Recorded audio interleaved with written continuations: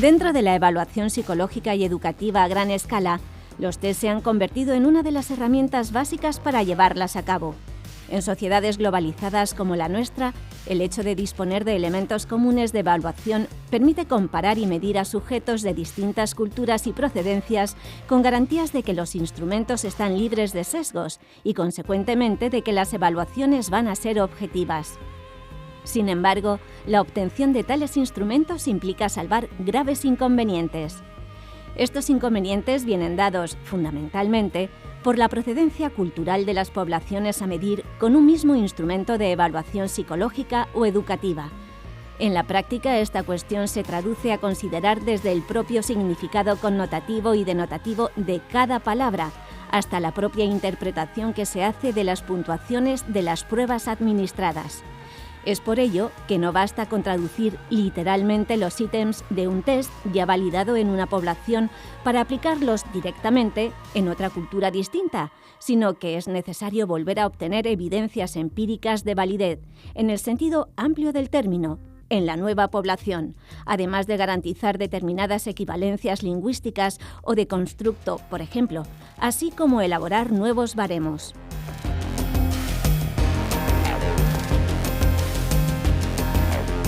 La cuestión es de tal calibre que ya se puso de manifiesto en 1985, cuando la American Educational Research Association, junto con la American Psychological Association y el National Council of Measurement in Education, publicaron los Standards for Educational and Psychological Testing, que proporcionaron un marco teórico para ayudar en el proceso de adaptación de los test.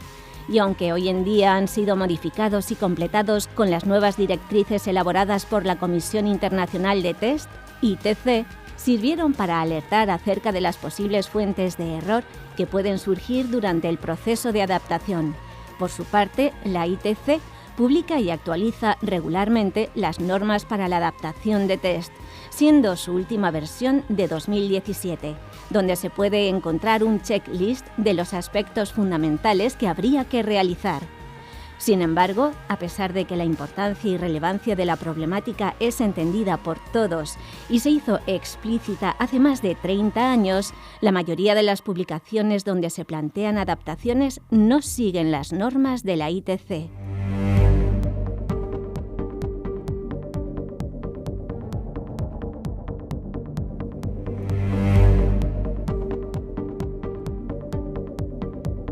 Francisco Pablo Holgado Tello, profesor de psicometría de la UNED, conduce este programa.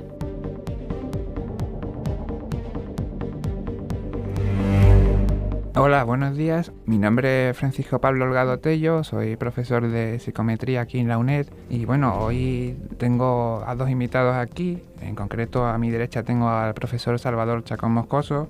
Bueno, para poner un poco en antecedente, lo conocí ya hace mucho cuando yo era alumno interno en la Facultad de Psicología de la Universidad de Sevilla. Él era profesor asociado y bueno, hoy día ya es catedrático de universidad. Y a mi izquierda tengo a la profesora Susana Sanduete Chávez. Bueno, la conocí cuando ella era becaria y hoy día ya es profesora titular de universidad. Quiero decir con esto que son dos personas muy trabajadoras y bueno, tenemos la suerte de contar hoy aquí con dos verdaderos expertos en el tema que vamos a tratar hoy, que es de la adaptación de test.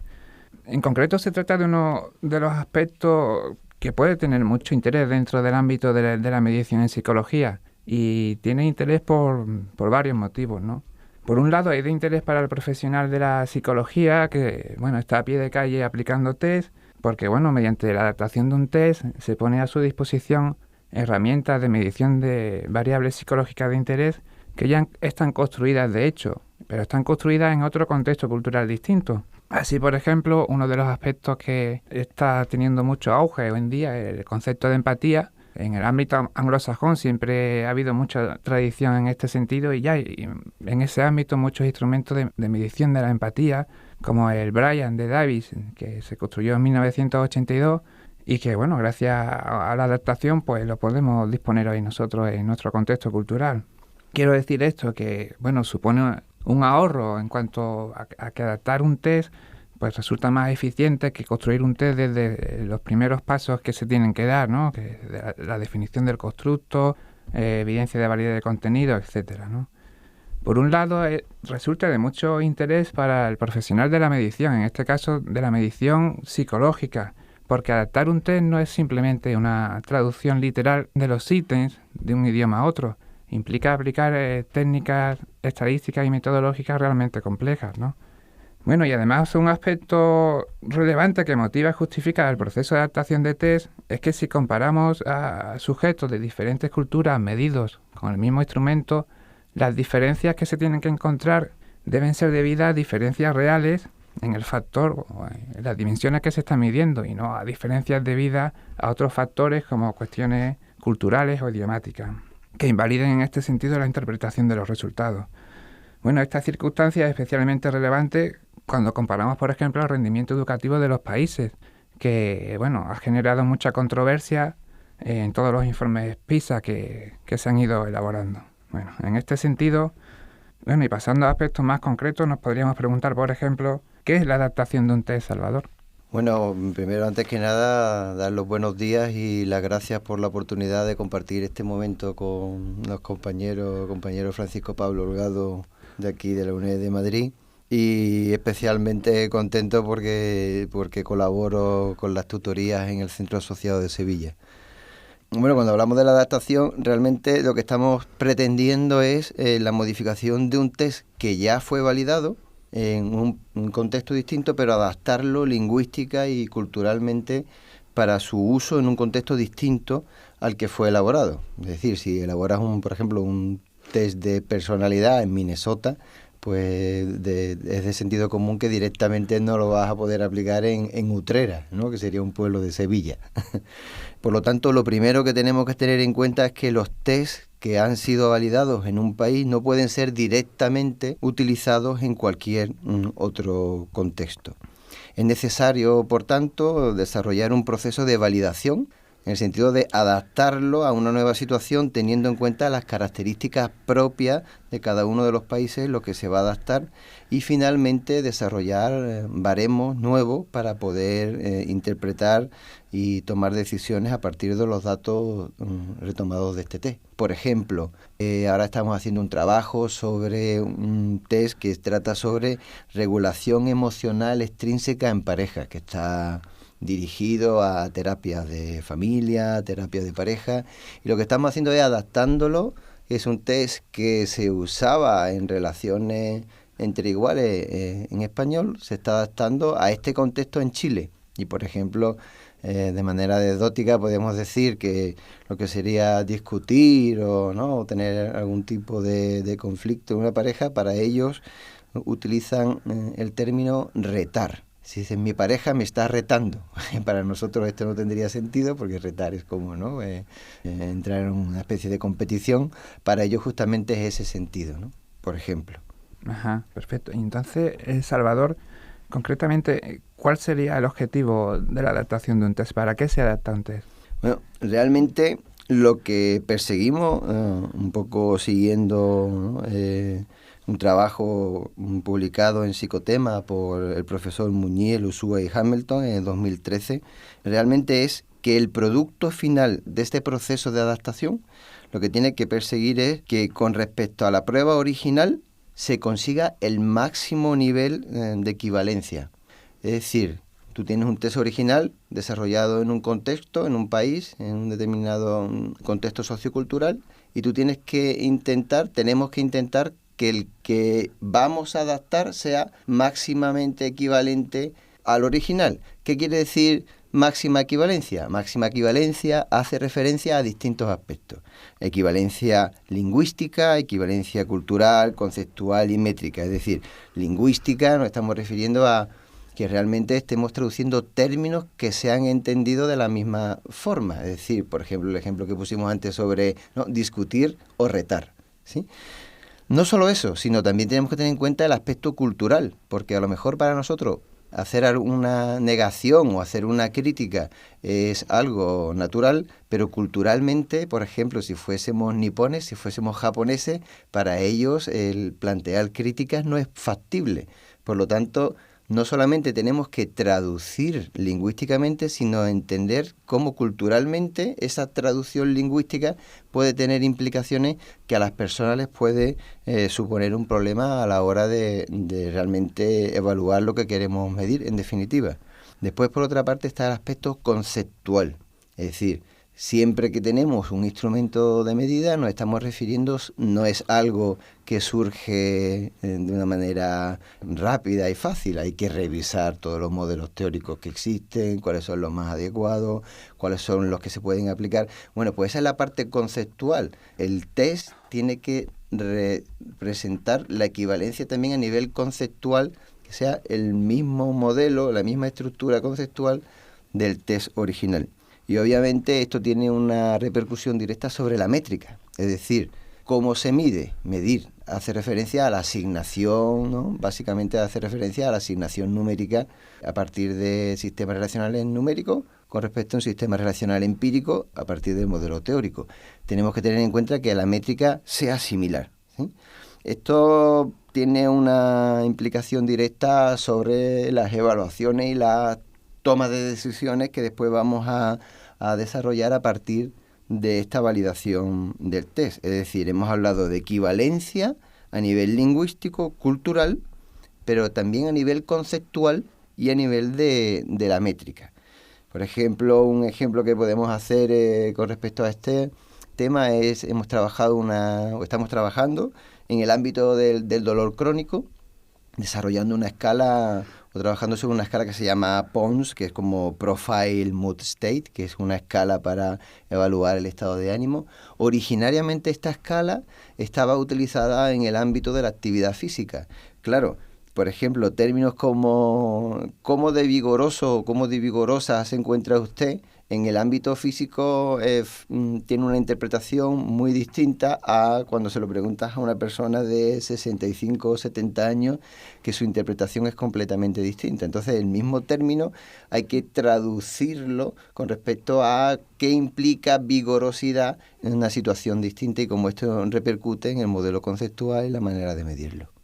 Entonces entiendo, Salvador, que adaptar un test implica obtener el máximo nivel de equivalencia lingüística, cultural, conceptual y métrica posible. Imagino que no será fácil, ¿no? En este sentido, Susana, ¿nos podría indicar, grosso modo, qué pasos hay que seguir para adaptar un test? Buenos días. Me uno a los agradecimientos por estar aquí en el programa a Pablo y a la organización. Pues en cuanto a la pregunta que me realizan, siguiendo las directrices de la International Test Commission, en cuya elaboración participó el Colegio Oficial de Psicólogos, hay 4 fases generales en la adaptación de un test. La primera sería el estudio del contexto. La segunda implicaría elaborar cambios en lo que es el test, que sería la construcción y adaptación. En la tercera fase haríamos una aplicación. En la cuarta ya sería interpretación de las puntuaciones obtenidas. En estas 4 fases pues tenemos diferentes aspectos relevantes a tener en cuenta. Por ejemplo, en la parte del contexto, lo primero que habría que mirar es investigar quién tiene los derechos de autor del instrumento original, el instrumento que se pretende adaptar, porque habría que pedir los permisos pertinentes antes de hacer los cambios y hacerlos públicos. Una vez resuelto el problema legal, luego el siguiente paso sería estudiar el grado de equivalencia del constructo que se quiere medir con el test entre culturas. Imaginemos, por ejemplo, que queremos medir habilidades sociales. A lo mejor no se concibe igual las habilidades sociales en Estados Unidos que en España o que en China. Entrando en la segunda fase de construcción y adaptación de test, un problema relevante sería el tema de la traducción. Normalmente cuando se traducen los ítems, pongamos por ejemplo del inglés al español, hacerlo de manera literal no funciona muy bien. Habría que adaptarlo al uso del lenguaje habitual en el contexto de destino.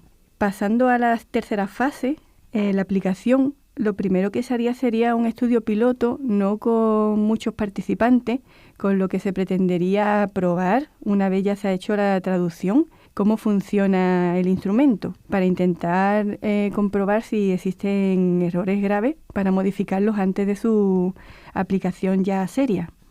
Y en la cuarta fase de interpretación de las puntuaciones tendríamos que hacer parte métrica, tendríamos que comprobar la equivalencia de las propiedades psicométricas de los ítems en la versión original y en la adaptada. Por ejemplo, si es un test de rendimiento, habría que mirar si un ítem fácil para la versión inglesa resulta también fácil en la versión española, o a lo mejor se aumenta la dificultad por tema de que a lo mejor para las personas es algo menos común. También tendríamos que comprobar la equivalencia de las versiones de los test en fiabilidad y validación. Por ejemplo, con el alfa de Cronbach podríamos ver con estudios inferenciales si la fiabilidad obtenida en ambas versiones son más o menos equivalentes, estadísticamente hablando. Y ya por último, es relevante también tener en cuenta el entrenamiento de quienes van a aplicar la prueba. Gracias, Susana. Bueno, entiendo que uno de los aspectos fundamentales que se está considerando aquí, pues el concepto de equivalencia, en lo que ha comentado Salvador como Susana, y por lo tanto podríamos preguntarnos, bueno, a nivel más concreto, ¿cómo se puede confirmar la equivalencia entre un test original y uno adaptado? En este sentido hay que destacar que, bueno, que es una de las piedras angulares en la adaptación de un test y es lo que va a permitir determinar si métricamente y conceptualmente los instrumentos son similares. En cuanto al concepto de equivalencia, pues podemos entender que hay varios niveles. Podemos mirar la equivalencia entre los ítems, es decir, con procedimientos como los del funcionamiento diferencial de los ítems, como Menter-Hensel o el G cuadrado. Podemos determinar la equivalencia para la fiabilidad, como había comentado antes Susana, pues viendo a través de la estadística inferencial si dos alfa de Cronbach son estadísticamente distintos. Y si hablamos de constructo, que bueno, es un aspecto que entronca directamente con la validación, pues mediante técnicas de análisis más complejas como son los modelos de ecuaciones estructurales mediante análisis multigrupo, examinando si los parámetros son invariantes entre la población original y la población a la que se está adaptando el test. Por otro lado, y hemos comentado antes, el funcionamiento diferencial de los ítems. Bueno, estas técnicas hacen referencia exclusivamente, bueno, exclusivamente no, pero fundamentalmente al análisis del sesgo, de las fuentes de error, que afectan a las puntuaciones obtenidas por grupos de sujetos diferentes. En este sentido, ¿cuáles serían las principales fuentes de error que podemos encontrar en una adaptación de un test, Salvador? Sí, efectivamente. Bueno, en principio, cuando hablamos de fuentes de error, a lo que estamos haciendo referencia es a que nosotros lo que pretendemos es medir un determinado constructo o concepto y no algo distinto. Por lo tanto, en este ámbito tenemos más o menos sistematizados cuáles son las distintas fuentes de error que pueden llevarnos a sesgo a la hora de interpretar los resultados. Bueno, concretamente, las principales fuentes de error se pueden agrupar en primer lugar, en relación con lo que hemos comentado previamente, tanto el profesor Holgado como la profesora Sandubete, con respecto a las diferencias culturales y lingüísticas. Es decir, lo que comentábamos previamente, no solo tenemos que tener en cuenta una traducción fidedigna del término, sino también las implicaciones que pueden tener esa traducción a nivel cultural. En este sentido es interesante, normalmente lo que se suele hacer es tener en cuenta tanto una implicación académica como de uso.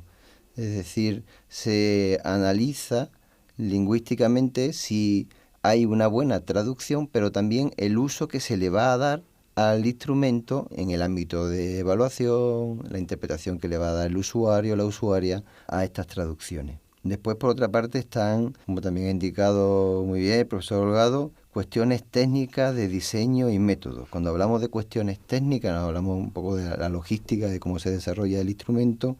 Cuando hablamos de diseño, estamos haciendo referencia a cómo se planifica todo el proceso que nos ha descrito perfectamente la profesora Sandubete, y distintos métodos, tanto de diseño como de medición, como de análisis. Por ejemplo, el profesor Holgado hablaba de la estructura, la estructura, por ejemplo, factorial, lo que es el modelo conceptual y su traducción al modelo métrico. Y en este sentido, y esto se liga directamente con diseño, no solamente la métrica y el análisis, sino también con respecto a diseño. En este sentido, el libro de Chadwick Cook y Campbell hablaba de que uno de los elementos muy importantes a la hora de la evaluación psicológica es la estructura. Es decir, tú puedes, por ejemplo, antes de ejecutar un programa de intervención, por ejemplo, para la reinserción de personas que tengan problemas con la droga, tú puedes hacer una medición previa y pasado un tiempo puedes hacer una medición posterior, y además no solamente cambia en el tiempo, sino que lo puedes hacer en distintos ámbitos, en distintos contextos culturales. Pues tienes que tener en cuenta si la estructura métrica está invariante, es equivalente. Después tenemos el tercer gran grupo, es la de posibles fuentes de sesgo, son la interpretación de los resultados. Interpretación de los resultados que puede ser tanto referida a un referente como criterio, es decir, si se cumple o no un determinado objetivo con respecto a un determinado dominio o objeto de interés, o respecto a la población referente. Esto que parece que puede estar relativamente fácil de entender, es decir, cuando tú interpretas los resultados puedes decir, bueno, pues por ejemplo a nivel de competencias, tú dices, bueno, pues esta persona tiene esta competencia porque cumple con este criterio, digamos que viene establecido de antemano, o lo puedes plantear con respecto a una población que previamente lo has baremado y por lo tanto estás muy condicionado al contexto en donde vayas a aplicar este instrumento. Y todo este aspecto de interpretación de resultados tiene una gran repercusión sobre algo que cada vez más se le da mucha importancia, que es la validez consecuencial en la interpretación de los resultados.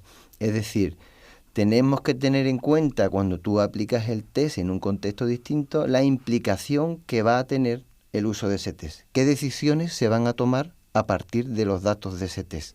Entonces, no es solamente la interpretación respecto al baremo, sino también las consecuencias que puede tener esa interpretación de ese test en ese contexto determinado distinto del original donde previamente fue validado el instrumento en un primer momento. Por lo que dice Salvador, entiendo que es fácil inducir fuentes de error en una adaptación de un test, porque hay que tener en cuenta diferencias culturales y lingüísticas, cuestiones técnicas, de diseño y de método, y ya a nivel más aplicado en cuanto a la interpretación de los resultados. Y en este sentido, Susana, ¿qué se podría hacer para controlar estas fuentes de error más comunes? Basándonos en las 3 fuentes de error comentadas, la primera sería las diferencias culturales y lingüísticas. Se podría tener en cuenta 4 factores fundamentales.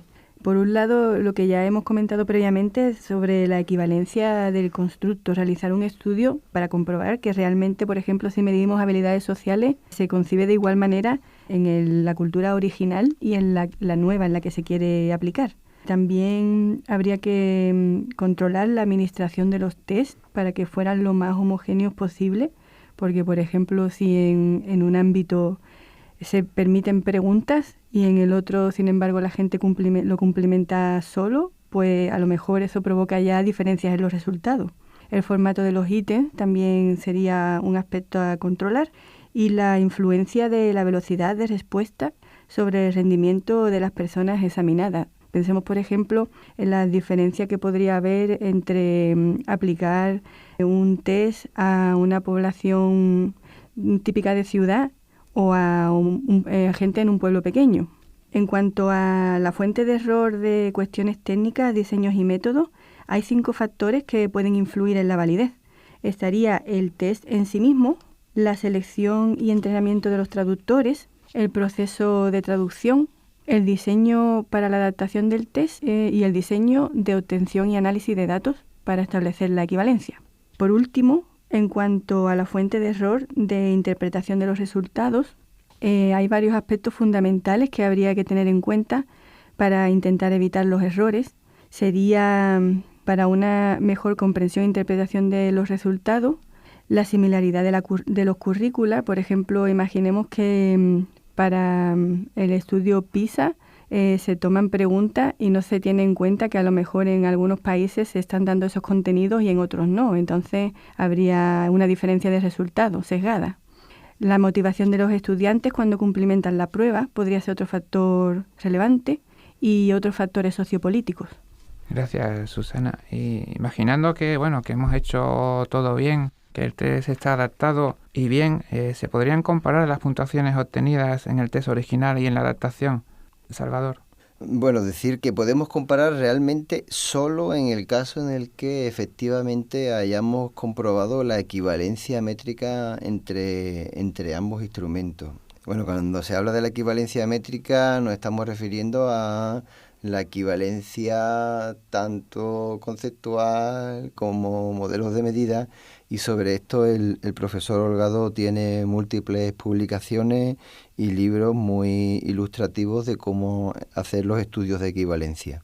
Realmente, en caso de encontrar diferencias en cuanto a la equivalencia, no nos tendríamos que olvidar cómo esto tiene una repercusión directa sobre la interpretación de los resultados. Por ejemplo, por relacionarlo un poco con los alumnos de psicometría de la UNED, pues ellos trabajan o se les habla un poco de los test paralelos, la tau equivalencia, pues esto está relacionado con esta problemática. Es decir, la equivalencia métrica es muy importante, que está directamente relacionada con la conceptual, y si esto no se da, difícilmente vamos a poder comparar directamente. Gracias, Salvador. Bueno, imaginemos el caso de que una prueba no se ha adaptado correctamente, y de hecho hay casos por ahí. En este sentido, Susana, sería muy relevante utilizar esta prueba mal adaptada, porque de hecho hay pruebas que están mal adaptadas y se aplican de facto. Pues como ocurre siempre cada vez que se hace medida psicológica, que se hace además en muchos contextos, pues tienen gran relevancia. Por ejemplo, imaginemos en el ámbito de los recursos humanos, a lo mejor un test determina a quién se contrata, con lo cual una persona queda sin trabajo. O, por ejemplo, en el ámbito social, un test puede estar ayudando a determinar si una persona adulta está en plenas capacidades para cuidar de su hijo o se lo van a retirar. Entonces, en este contexto, obviamente una mala medida tendría consecuencias nefastas. Bueno, antes has estado comentando el problema de la adaptación lingüística y el de la traducción de los ítems de un idioma a otro. Pero, por ejemplo, si nos imaginamos que un test se ha elaborado en Argentina, ¿consideras que podríamos ahorrarnos la parte de la traducción al español? Bueno, al fin y al cabo son dos países donde se habla español. ¿Qué considera en este sentido, Susana? A lo mejor se podría pensar que sí, que no hace falta la traducción, pero ya Salvador previamente ha puesto algún ejemplo del contexto chileno en comparación con el español, y la verdad es que hay más diferencia de lo que uno puede pensar originalmente. Sí que es verdad que a lo mejor el idioma en origen era el mismo, pero nos distancia muchos kilómetros, y la propia población hace que la lengua vaya evolucionando de manera paralela en diferentes lugares. Así que sí que tendríamos que hacer traducción. Bueno, Salvador creo que pasa 6 meses en Chile y otros 6 meses en España. Al final, como consecuencia, no tienes verano, ¿no? Pero además de ello, ¿en qué puede influir la cultura en este sentido, en la adaptación de un test, Salvador? Bueno, la cultura es fundamental, y más en este ámbito de adaptación de los instrumentos. Bueno, ya hemos hecho mención a distintos ejemplos de cómo las diferencias culturales conllevan distintas interpretaciones y uso de los instrumentos. Por ejemplo, ¿no?, por poner algunos ejemplos más para aclarar sobre la influencia tan grande que tiene la cultura, imaginemos que si la tarea les resulta a una cultura que está más habituada a realizar esa tarea que otra cultura, pues obviamente esto va a llevar un sesgo a favor de quienes están más acostumbrados a ejecutar esta tarea. O por ejemplo, si en Occidente estamos más habituados a que lo ideal es hacer las cosas bien y rápido, y sin embargo esto lo aplicamos en un contexto donde no es tan importante la velocidad, pues obviamente si se valora la velocidad como un aspecto positivo, el grupo no occidentalizado, entre comillas, estará en desventaja o quizás en ventaja, porque igual correr tanto no es bueno. O por ejemplo, antes comentábamos, ¿no?, los aspectos en Chile, por ejemplo, una de las cuestiones que tardé 1 año en darme cuenta es que allí la gente no niega. Es decir, que si te plantea algo nunca te van a decir no, porque culturalmente no está bien negar. Entonces, si tú en las pruebas indirectamente traduces la negación de un idioma a otro, difícilmente un chileno, una chilena te va a presentar una negación como posible, ¿no? O el tema en las pruebas para evaluar asertividad, en casi todas las pruebas de asertividad se te evalúa, se valora la capacidad que una persona tiene para emitir críticas, ¿no? O digamos juicios no positivos acerca de un tercero. Y justamente hay culturas en las cuales tú eres educada desde pequeña a que eso es incorrecto. Eso no es adecuado ni está bien visto socialmente y además es un acto muy, muy gravoso. Por lo tanto, no solamente tenemos que tener en cuenta todos los aspectos que hemos dicho, sino el hecho de el contexto cultural, el uso que se le va a dar y distintas personas de distintos ámbitos, cuando usan el instrumento, qué interpretación le van a dar. Porque esto va a ser fundamental para poder hacer una buena adaptación del instrumento. Y pasando a aspectos más concretos, Susana, bueno, yo creo que de mucho interés el tema de la traducción. Y una de las técnicas que se utiliza en la adaptación de un test es la técnica de la traducción inversa. ¿Podrías comentarnos algo al respecto? Sí, es una de las técnicas más utilizadas. Años atrás se recomendaba su uso. Se usa para traducir una prueba cuando se quiere adaptar a otro idioma y consistiría en que un grupo de traductores realizan la traducción al idioma de destino. Imaginemos, por ejemplo, que originalmente está el test en inglés y se pasaría a español. Después, un grupo diferente de traductores vuelven a traducir, en este caso, al contrario.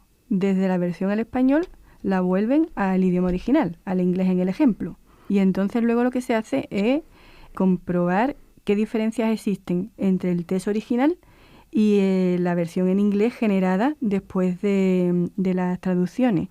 Y se intenta llegar a un acuerdo de por qué han sido las diferencias y cómo se pueden resolver.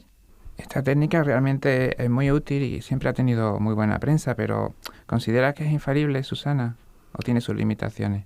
Pues según estudios en la bibliografía se dice que tiene sus limitaciones, porque hay veces que las traducciones que son más literales son las que más éxito tienen. Y sin embargo se sabe que las traducciones literales no siempre son las más adecuadas porque a veces quedan descontextualizadas y a lo mejor no suenan de manera familiar en el idioma de destino. ¿Y existen otras alternativas a este tipo de traducción, Susana? Pues un método que últimamente se recomienda más encarecidamente es el llamado traducción doble y reconciliación.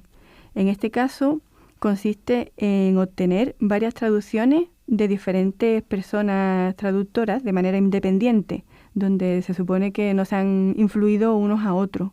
Y entonces luego se conforma un comité con traductores que tengan conocimiento en ambos idiomas, en ambas culturas, y además especialistas en evaluación psicológica para que se llegue a un acuerdo en base a esas diferentes traducciones que se hicieron independientes.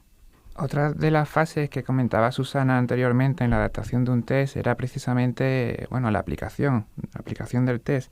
Y en este sentido, Salvador, hay que tener en cuenta algo a la hora de seleccionar quién aplicará el test. Imagino que será una cuestión también que no es baladí. No, efectivamente es un aspecto muy importante y en general y para todos los casos, como mínimo, el elemento mínimo a tener en cuenta es que todas las personas que vayan a aplicar el test deben seguir un mismo protocolo, es decir, todos deben seguir las mismas fases a la hora de presentar el instrumento, de explicarlo y a lo largo de la recogida de datos, el tipo de explicaciones que se le da a los sujetos.